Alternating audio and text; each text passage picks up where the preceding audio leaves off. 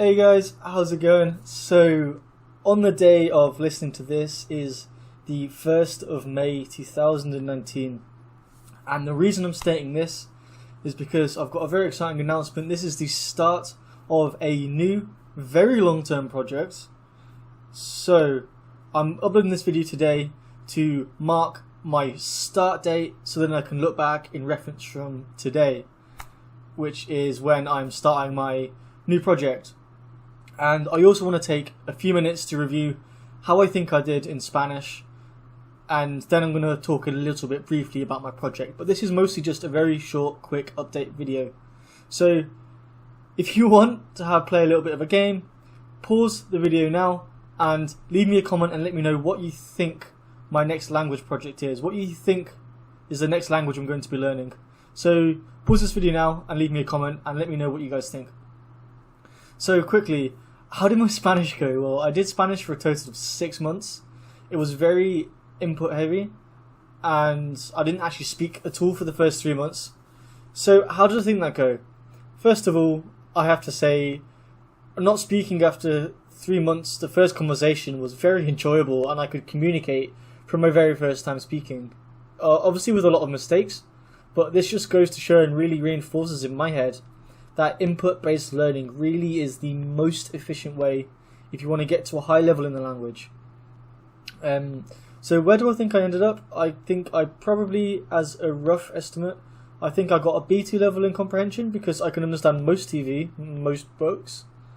I've just almost finished watching Game of Thrones in Spanish, or El Juego de los Tronos, as it says in the introduction, and I can understand basically all of that.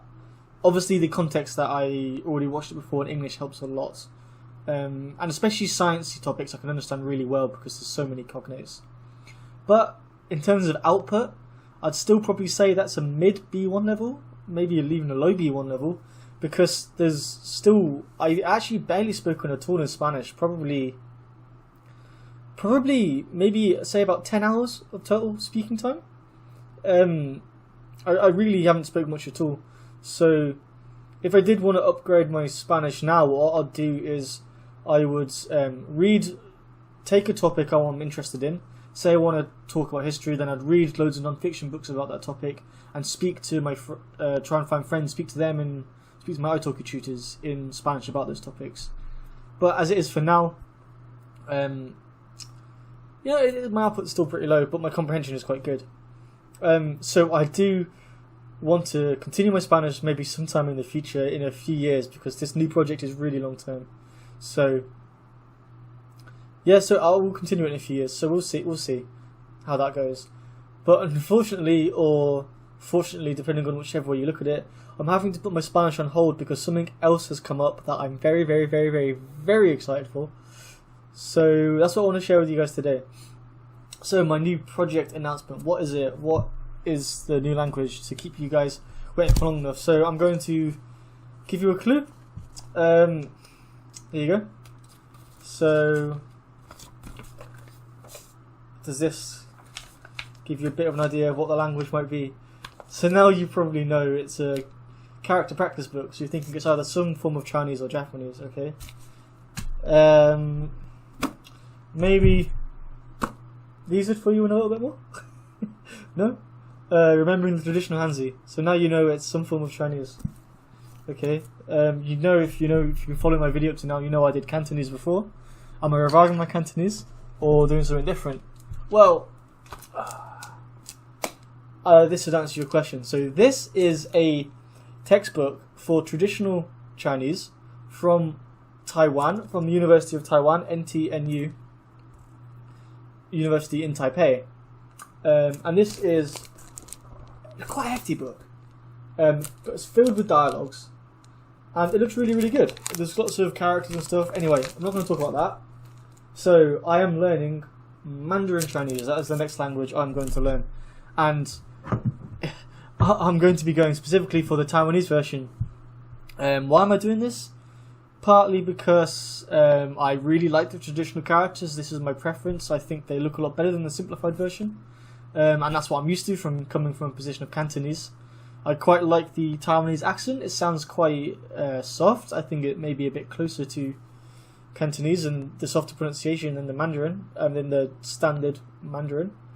But also, I'm actually going to be going to Taipei in Taiwan in 4 months' time.